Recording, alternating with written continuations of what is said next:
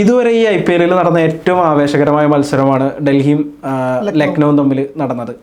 നമുക്കറിയാം, ഒരു ടീം തോറ്റു എന്ന ഒരു സാഹചര്യത്തിൽ നിന്ന് ഒരു ഇമ്പാക്ട് പ്ലെയർ വരുന്നു, അശുതോഷ് ശർമ്മ. 65-5 എന്ന നിലയിൽ LSG ഒരുപക്ഷെ വിജയം ഉറപ്പിച്ച ഒരു സാഹചര്യത്തിലാണ് അദ്ദേഹം വരുന്നത്. അദ്ദേഹം യഥാർത്ഥത്തിൽ എന്താണോ ഇമ്പാക്ട് പ്ലെയർ ചെയ്യേണ്ടത് അത് ചെയ്യുന്നു. ആദ്യത്തെ ഒരു 20 ബോൾ അദ്ദേഹം 20 റൺസ് മാത്രമാണ് നേടുന്നത്. അത് കഴിഞ്ഞ് ടീമിൽ മറുവശത്ത് ഒരു പ്ലെയറെ നിർത്തി, അതായത് 11ാമതിനായി ഇറങ്ങിയുന്ന ഒരു താരത്തെ അവിടെ നിർത്തിയിട്ട് സിംഗിൾ ഇട്ടിട്ട് അദ്ദേഹത്തിന് സ്ട്രൈക്ക് കൈമാറുന്നു, വിജയിക്കുന്നു. ഇത് വലിയ രീതിയിൽ ചർച്ചയാവുന്നുണ്ട്, പലതരത്തിലും ചർച്ചയാവുന്നുണ്ട്. അശുതോഷ് ശർമ്മയുടെ പ്രകടനം എന്ന രീതിയിൽ ഒരുപാട് ചർച്ചയാവുന്നുണ്ട്. അദ്ദേഹത്തിൻ്റെ ഒരു ബാറ്റിംഗ്, ആ ഒരു എന്താ പറയുക, മത്സരം ഏറ്റവും ആവേശകരമായ ഒരു നിലയിലേക്ക് എത്തിക്കുന്ന ഒരു സാഹചര്യം എന്ന രീതിയിലൊക്കെ ഇത് ചർച്ചയാവുന്നുണ്ട്. അതോടൊപ്പം ഡുപ്ലസിസ് ഈ ഒരു അവസരത്തെ ഉപയോഗപ്പെടുത്തിയിട്ടുള്ളത് ഇമ്പാക്ട് പ്ലെയറിനെ അതിനെ ഒരു സപ്പോർട്ട് കൊടുക്കാൻ വേണ്ടിയിട്ടാണ്. ഇമ്പാക്ട് പ്ലെയർ എന്ന് പറയുന്ന നിയമം, ഈ നിയമത്തെക്കുറിച്ച് പറയുമ്പോൾ അദ്ദേഹം പറയുന്നു ഒരുപാട് വിമർശനങ്ങൾ ഇതിനെതിരെ ഉണ്ട്, പക്ഷെ ഇതാണ് ഇമ്പാക്റ്റ്, ഇതാണ് ഈ നിയമം കൊണ്ട് ഉദ്ദേശിക്കുന്നത് എന്ന് അദ്ദേഹം പറയുന്നു. ആ മത്സരം ഒരുപക്ഷെ എനിക്ക് തോന്നുന്നത് ഇന്നലെ 65-5 പോയപ്പോൾ ഇനി ഡൽഹി ജയിക്കില്ല എന്നൊക്കെ വിചാരിച്ച് കളി നിർത്തിപ്പോയ ഒരുപാട് പേരുണ്ടാവും.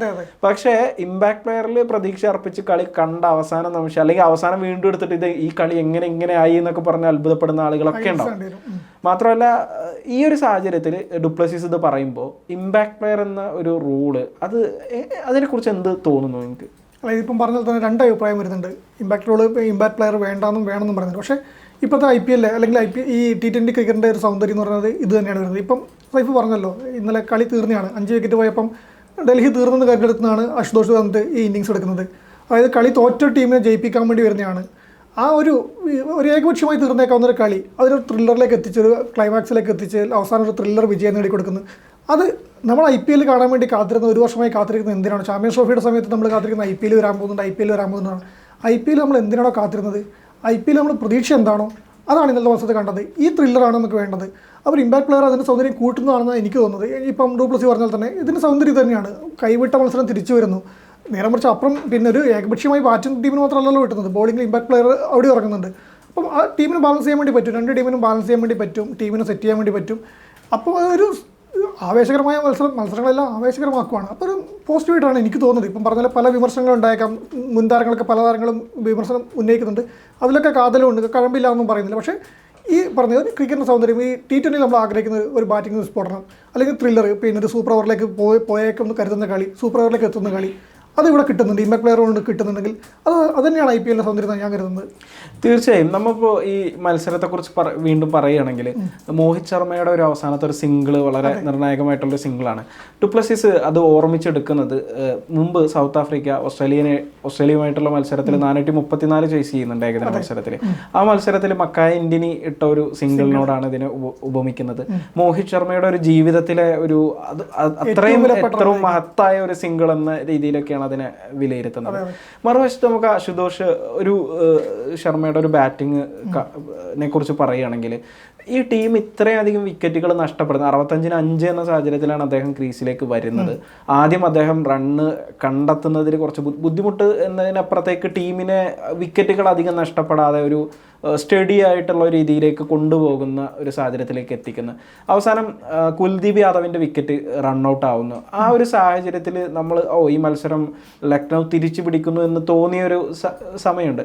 ആ സമയത്ത് പോലും വളരെ ഒരു ഭയമില്ലാതെ ആത്മവിശ്വാസം അദ്ദേഹത്തിൻ്റെ മുഖത്തുണ്ടായിരുന്നു എന്നുള്ളത് തന്നെയാണ്. കിട്ടിയ പന്തുകളെല്ലാം ഞാൻ അടിച്ച് ബൗണ്ടറി കടത്തും എന്ന രീതിയിൽ ഇങ്ങനെ ഒരു ബാറ്റ്സ്മാനെ പഞ്ചാബ് കൈവിട്ടത് എങ്ങനെ, അത് വിശ്വസിക്കാനാവുന്നുണ്ടോ? ഇങ്ങനൊരു താരത്തെ ഒരു ടീം കൈവിട്ട് പറഞ്ഞ് വിശ്വസിക്കാനാവുക വെച്ചാൽ വിശ്വസിക്കാനാവില്ല, വിശ്വസിക്കാൻ നമുക്ക് ബുദ്ധിമുട്ടാണ്.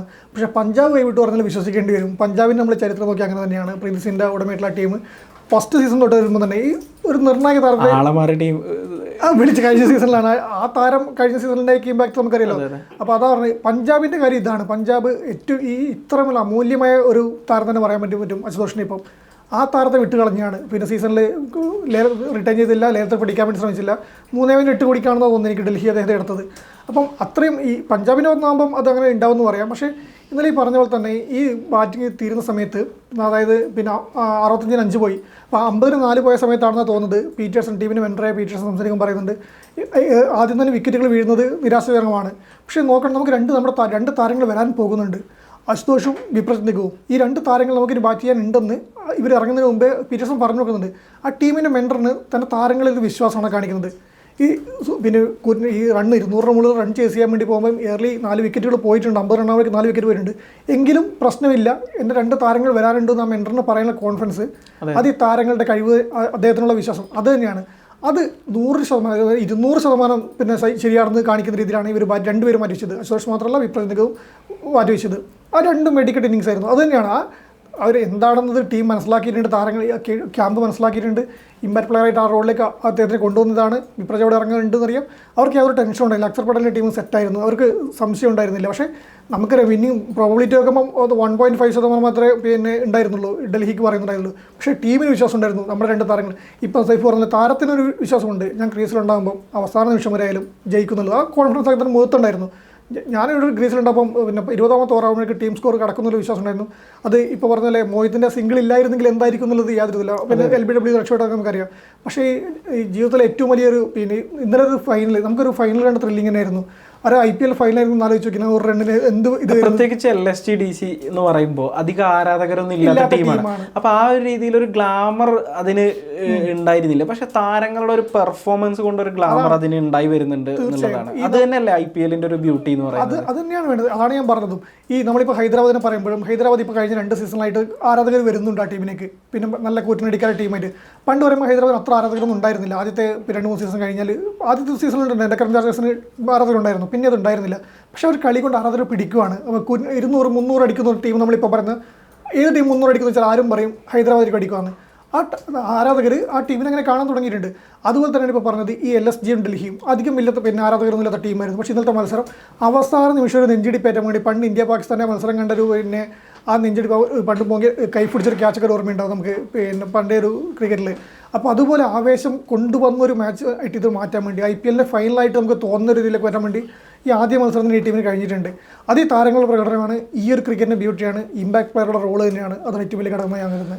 തീർച്ചയായും നമ്മളിപ്പോൾ ഇമ്പാക്ട് പ്ലെയർ ഒരു കാര്യം പറയുമ്പോൾ ഒരുപാട് വിമർശനങ്ങൾ തീർച്ചയായും വരുന്നുണ്ട്. ഇതിനകത്ത് ഇപ്പോൾ ഡുപ്ലസീസ് പറയുന്നു ഇതാണ് അതിൻ്റെ ബ്യൂട്ടി എന്ന് പറയുന്നത്. എന്തുകൊണ്ടാണ് അതായത് നിങ്ങൾ തീർച്ചയായും പരാജയപ്പെട്ടു എന്ന് ഉറപ്പിച്ചിടത്ത് നിന്ന് എനിക്ക് തോന്നുന്നു നേരത്തെ ടീമിന്റെ മെന്റർ ആ രീതിയിൽ പറയാനുള്ള ഒരു സാഹചര്യം ഇത് തന്നെയായിരിക്കും. അദ്ദേഹത്തിന്റെ ഇമ്പാക്ട് പ്ലെയറിൽ അദ്ദേഹത്തിനുള്ള വിശ്വാസമായിരിക്കും.